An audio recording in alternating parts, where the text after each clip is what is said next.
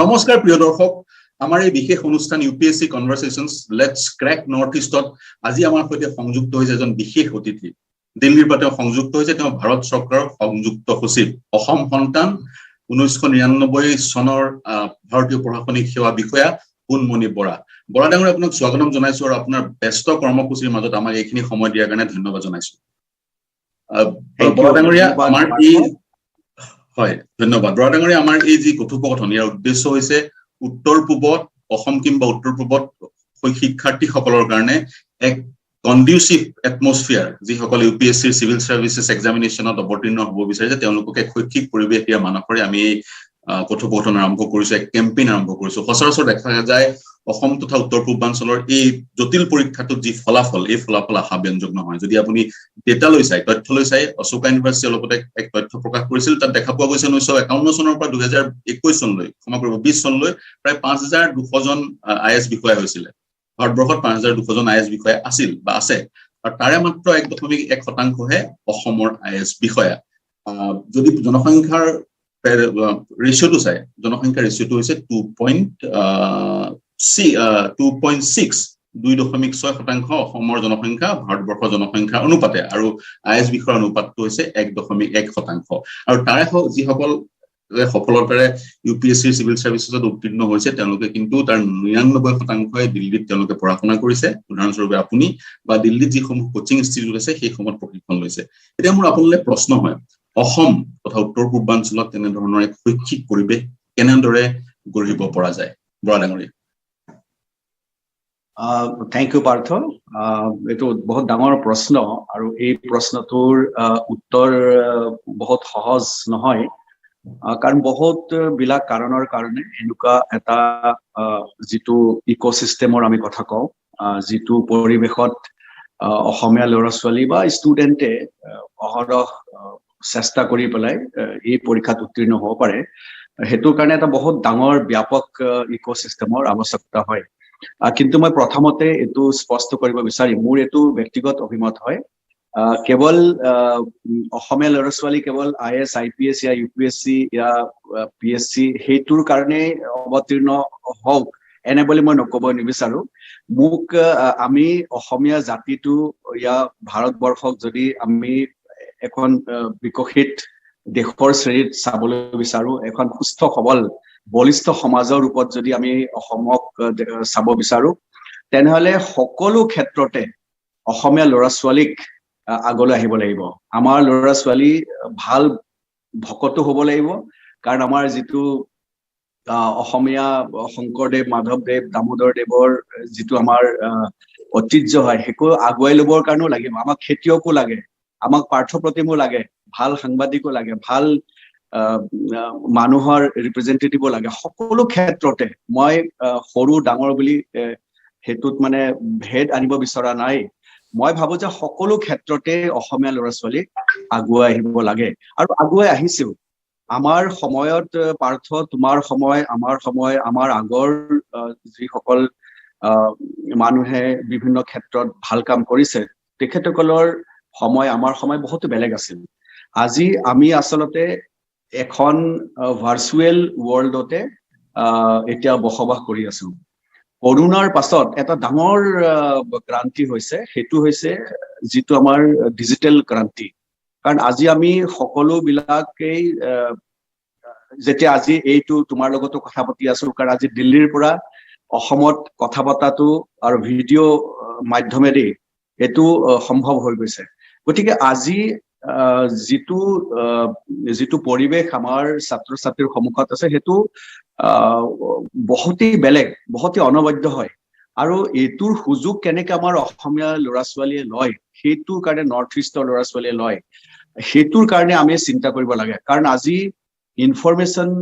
যুগত সকলো প্ৰকাৰৰ ইনফৰমেশন আজি আপোনাৰ একদম ইনভাৰ্টিবল এভেইলেবল আপুনি বৰা ডাঙৰীয়া আপুনি মোবাইলতে আছে এক বহল পৰিসৰৰ কথা কৈছে স্বাভাৱিকতে যিখিনি কথা কৈছে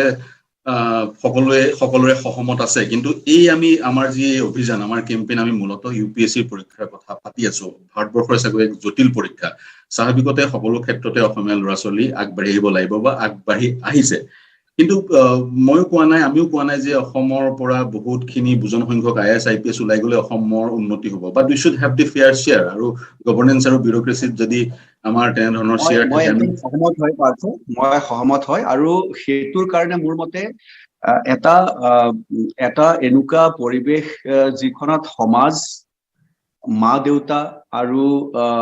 আমাৰ যি চৰকাৰৰ ফালৰ পৰা, এডমিনিষ্ট্ৰেশ্যনৰ ফালৰ পৰা এটা পৰিৱেশ নিৰ্মিত কৰিব লাগিব, আৰু সেইটো আজিৰ সময়ত মোৰ মতে বহুত ডাঙৰ জটিল সমস্যা হ'ব নালাগে, কাৰণ এনেকুৱা আমি কৰিব পাৰো। আমাৰ সময়ত আগৰ তুমি যিটো মা দেউতা ইয়া আমাৰ অভিভাৱকৰ যিটো এটা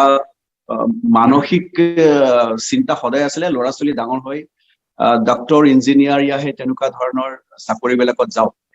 আমাৰ সময়তো আমি আচলতে ইমান গাইডেন্সৰ অভাৱ আছিলে, কি UPSC কেনেকে দিব লাগে, UPSCত কিমান বিলাক সাৰ্ভিস আছে, বহুতে IAS IPS জানে, কিন্তু ইমান বিলাক ভাল আৰু সাৰ্ভিস সেই পৰীক্ষাটোৰ মাজেদিয়ে সিলেক্ট কৰা হয়, সেইটো বহুতে আচলতে নাজানে, আমিও নাজানিছিলো। যেতিয়া ফৰ্ম ফিল আপ কৰো, যেতিয়া আগলে প্ৰিফাৰেন্স দিব লগা হয়, তেতিয়া গম পালো যে ইমান বিলাক বিভাগ আছে, আৰু এই সকলো বিভাগৰ বহুত ভাল ভাল মেৰিটস আছে, কিন্তু আমি এইটো নাজানো। মোৰ মতে যদি পৰিৱেশ সৃষ্টি কৰিব লাগে, প্ৰথমতে ক্লাছ 10ৰ পাছতে 11-12ৰ সময়তে যেতিয়া আপুনি যদি IITৰ কাৰণে যদি প্ৰাৰম্ভিক প্ৰস্তুতি কৰে, তেনেকুৱা সময়তে যিবিলাক ষ্টুডেণ্টে এনেকুৱা প্ৰতিযোগিতামূলক পৰীক্ষা দিব বিচাৰে, IAS IPS হ'ব বিচাৰে, তেখেতসকলৰ কাৰণে গাইডেন্সৰ আচলতে সেই তাৰ পৰা আৰম্ভ হ'ব লাগে। অভিভাৱকৰ কাৰণেও আচলতে এটা ব্ৰেইনষ্টৰ্মিং হ'ব লাগে, কাৰণ অভিভাৱকৰ মনত এটা চিন্তা থাকে, গতিকে অভিভাৱকৰ ফালৰ পৰা 100% তেখেতসকলৰ ফালৰ পৰাও এটা পৰিৱেশ নিৰ্মাণ হোৱাৰ দৰকাৰ, ল'ৰা ছোৱালীৰো দৰকাৰ, কাৰণ বহুত বিলাক মিথ আছে আচলতে। UPSC পৰীক্ষাৰ বিষয়ে বহুত মিথ আছে, সেই মিথ বিলাকো সাঁথৰ বিলাকো আচলতে সেইটো ডিমিথ কৰাৰ দৰকাৰ হয়, ডিমিষ্টিফাই কৰাৰ দৰকাৰ হয়, কাৰণ বহুতে ভাবে বহুত চোকা ল'ৰা ছোৱালী হ'ব লাগে, এনেকুৱা এটা অৱধাৰণা আছে, তেতিয়াহে UPSC ক্ৰেক কৰিব পাৰিব। বহুতৰ আছে কি বহুত ভালকে জানিব লাগিব, তেতিয়াহে UPSC ক্ৰেক কৰিব পাৰিব, এনেকুৱা বহুত বিলাক সাঁথৰ আছে। এই সাঁথৰ বিলাক যদি আগতেই আমি এনেকুৱা পৰিৱেশ যদি সৃষ্টি নকৰো, আৰু এই সাঁথৰ বিলাক যদি আমি ডিমিষ্টিফাই নকৰো, তেনেহলে মানসিকভাৱে আমাৰ অসমৰ ল'ৰা ছোৱালী ইয়া অভিভাৱক ইয়া মা দেউতাক তেখেতসকলৰ এইটো এটা সদায় মনত থাকিব কি এইটো আমাৰ ল'ৰা ছোৱালী সিহঁতৰ কাৰণে সম্ভৱ নহয়। কিন্তু মই ক'ব বিচাৰিছো যে এনেকুৱা যদি পৰিৱেশ আমি গঢ়ি তোলো, যিবিলাক এই সাঁথৰ বিলাক একদম সহজ সৰল ৰূপত আমি বুজি পাওঁ, তেনেহলে অভিভাৱকৰ ফালৰ পৰাও এটা মানসিক প্ৰস্তুতি হ'ব, ষ্টুডেণ্টৰ ফালৰ পৰা মানসিক প্ৰস্তুতি হ'ব। আৰু এটা কথা ক'ব বিচাৰো কি যেতিয়া প্ৰিলিমছ ক্লিয়াৰ হয়, বহুত বিলাক আমাৰ স্কিমছ আছে চৰকাৰৰ ফালৰ পৰা, কি ইমান টকা পাই যাওক, ইমান টকাৰ বঁটা দিম, প্ৰোৎসাহন মানে ফাণ্ড দিম, কিন্তু মোৰ মতে আমি আগতেই যদি এটা গাইড কৰি যিবিলাক ছাত্ৰ ছাত্ৰীয়ে UPSC IAS IPS ইয়া PSC দিব বিচাৰে, প্ৰতিযোগিতামূলক পৰীক্ষা দিব বিচাৰে, তেখেতসকলক যদি আগতেই যদি এনেকুৱা এটা চিষ্টেম যদি হয় কি সিলেক্ট হৈ যায়, তেখেতসকলে নিজৰ পঢ়া শুনাৰ লগে লগে, যেনেকে কাৰণ স্নাতক হ'বই লাগে, UPSC দিয়াৰ আগতে স্নাতক অৱতীৰ্ণ হোৱাৰ দৰকাৰ হয়, সেইটো পঢ়াৰ লগে লগে যদি আগতেই যদি স্ক্ৰিনিং হৈ যায় কি কোন সকল ল'ৰা ছোৱালী আছে যিসকলে UPSC দিব আগলৈ দিবগৈ, আগৰ পৰা অলপ প্ৰস্তুতি তেখেতসকলৰ লগত কৰিব লাগে, কাৰণ এইটো প্ৰস্তুতিত কেৱল মানসিক প্ৰস্তুতিয়ে নহয়, তাৰ লগতে ফাইনেন্সিয়েল প্ৰস্তুতিও অলপ দৰকাৰ হয়, কাৰণ তেখেতসকলক যদি আগতেই আমি যদি অলপ সহযোগ কৰো, তেনেহলে সেই ল'ৰা ছোৱালী বিলাক ভালকে তাৰ প্ৰস্তুতি কৰিব পাৰে, আৰু প্ৰিলিমছত ক্লিয়াৰ হোৱাৰ পাছত তাৰ পাছত যি আৰু প্ৰস্তুতি লাগে সেই প্ৰস্তুতি আগুৱাই যাব বিচাৰে। কিন্তু এবাৰ যদি প্ৰিলিম ক্লিয়াৰ কৰাৰ পাছত বহুত কম সময় থাকে মেইনছৰ কাৰণে, সেইটো সময়ত টকা পইচা দিলেও বহুত বিলাক প্ৰস্তুতি বহুত ভালকে কৰিব নোৱাৰে। গতিকে মোৰ মতে যেতিয়া first year second year third ইয়াৰত যেতিয়া পঢ়ি আছে স্নাতক পঢ়ি আছে সেইটো সময়তে যদি স্ক্ৰিনিং কৰি যদি আমাৰ ল'ৰা ছোৱালীবিলাকক তেতিয়াৰ পৰা আমি যদি 11-12ৰ পৰা আৰম্ভ কৰি সেইটো যদি 5 বছৰৰ যদি এটা যোজনা লৈ যদি আমি আগুৱাই লৈ যাব বিচাৰো তেনেহলে মোৰ মতে সেইটোৱে বেছিকৈ সহায় কৰিব। বৰ সুন্দৰ পৰামৰ্শ বৰা ডাঙৰী আপুনি দিলে। বহু বিষয়ে কৈছে এই স্কুল লেভেলৰ পৰা সেই স্ক্ৰিনিংটো টেলেণ্ট হাণ্টটো কৰিব পৰা যায়। এতিয়া গোটেই প্ৰক্ৰিয়াটোত মই আগৰ বিষয়সকলকো প্ৰশ্ন কৰিছিলো, গোটেই প্ৰক্ৰিয়াটোত আমাৰ যিসকল বিষয়া IS বিষয়া বা IPS বিষয়াসমূহ আছে জিলাসমূহত মহকুমাসমূহত তেওঁলোক কেনেকৈ জড়িত হ'ব পাৰে? মই বহুতকে প্ৰশ্ন কৰিছিলো, তেওঁলোকে ক'ব যে তেওঁলোকে প্ৰশিক্ষণ বা তেওঁলোকে ক্লাছ ল'ব নোৱাৰে, পাঠদান কৰিব নোৱাৰে, কিন্তু স্বাভাৱিকতে তেওঁলোকে মেন্টৰিং কৰিব পাৰে, যিটো মন প্ৰজ্বলিত কৰিব পাৰে। আপুনি কি ভাবে যিসকল এটা ডাঙৰ ৰিসোৰ্সফুল কিন্তু সেই তেওঁলোকো জড়িত হ'ব পাৰে প্ৰক্ৰিয়াটোত? ঠিকে কৈছা পাৰ্থ, কাৰণ যিবিলাক বিষয়া এতিয়া অলৰেডি কাৰ্যৰত আছে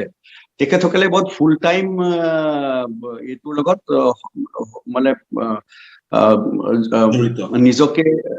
জড়িত কৰিব নোৱাৰিব, কিন্তু মেন্টৰিং যিটো পাৰ্ট আছে, যিটো মানসিক প্ৰস্তুতিৰ যিটো কাম আছে সেইটোত সহযোগ ভালকে কৰিব পাৰিব। কিন্তু মই এইটো ক'ব বিচাৰিছো এইটো আমাৰ চৰকাৰে কৰক ইয়া সোসাইটিয়ে কৰক ইয়া আমাৰ যিবিলাক ষ্টুডেন্ট এছ'চিয়েশ্যন আছে ইয়া ভাল এনেকুৱা যদি কোনোবা NGO আছে তেখেতসকলেও ইয়াত এটা প্ৰচেষ্টা কৰি এনেকুৱা এটা স্ক্ৰিনিঙৰ ব্যৱস্থা আগতে যদি কৰে তেতিয়া এডভাইজৰী ৰোলত মেন্টৰিং ৰোলত এই বিষয়াসকল আমি সকলোবিলাক আহিব পাৰো আৰু আমি সকলোৱে গাইপতি 10জন 15জনৰ ওপৰত এজন মেন্টৰ আমি দিব পাৰো আৰু এই 2-3 বছৰ যদি প্ৰক্ৰিয়াটো আমি আৰম্ভ কৰো গতিকে সেই 3 বছৰ বহুত ভালকে মানে বহুত ভাল প্ৰস্তুতি হৈ যাব আৰু এটা টাৰ্গেট লৈ চব লাগে আজিৰ পৰা 5 বছৰৰ পাছত, আজিৰ পৰা 2 বছৰৰ পাছত, আজিৰ পৰা 1 বছৰৰ পাছত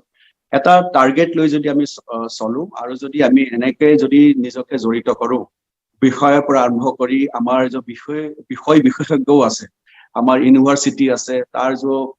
এটা সাবজেক্টৰ বিলাক এক্সপাৰ্ট আছে, বিশেষজ্ঞ আছে, তেখেতসকলকো ইয়াত জড়িত কৰাৰ দৰকাৰ হয়।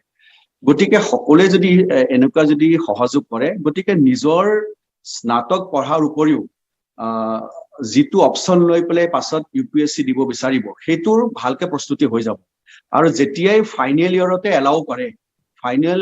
ইয়াৰৰ পৰাই প্ৰিলিমছ দিব আৰম্ভ কৰিব পাৰে আৰু বহুত সোনকালে ক্ৰেক কৰিব পাৰে। মই আৰু এটা কথা কম, বহুতৰ মনত এনেকুৱা থাকে কি কোচিং নহলে নহব, সেইটো এটা মিথ হয়। মই কোনো কোচিং চেণ্টাৰত কেতিয়াও লোৱা নাছিলো আৰু যদি নিজৰ বিষয়টোৱে ভালকে যদি অধ্যয়ন কৰে, ক্লেৰিটি থাকে, এনালিটিকেল এবিলিটি স্কিলটো যদি ভালকে আমি বঢ়াও, মোৰ মতে তেতিয়া অসমীয়া ল'ৰা ছোৱালীৰ এনেকুৱা মই একো মানে অন্তৰায় নেদেখো যে যিটোৰ কাৰণে অসমীয়া ল'ৰা ছোৱালীয়ে এইটো ক্ৰেক কৰিব নোৱাৰে। আচলতে মানসিক প্ৰস্তুতি সকলোতকৈ ইম্পৰ্টেণ্ট হয়।